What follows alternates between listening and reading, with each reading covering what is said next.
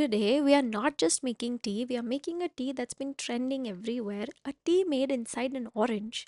This Malta tea is full of antioxidants, natural, refreshing, and honestly, the process itself feels so calming to watch. I have taken one fresh Malta and cut into two halves. From one half, I'm gently scooping out all the pulp with a spoon.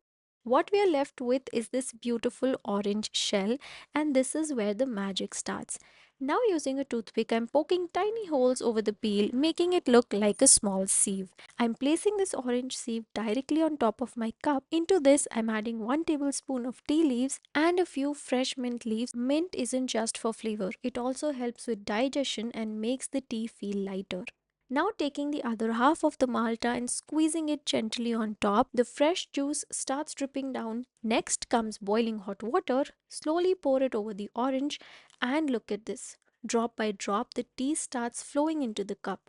It's picking up all the citrus oils, the mint freshness, and the depth of the tea all naturally. Fresh orange just adds natural vitamin C, which works beautifully alongside the tea antioxidants.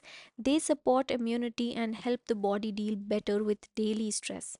If Malta isn't available, regular orange works just fine. Once all the water has drained through, the tea is ready. At this stage, you can add honey, jaggery, or sugar, completely optional. And if you enjoy natural flavors, you can even drink it just as it is. Perfect for days when you want something warm, light, and naturally refreshing.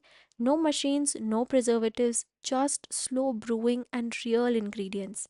If you enjoyed this process, you'll love sipping it even more. Don't forget to subscribe to the Yummy Vibes for more such interesting recipes.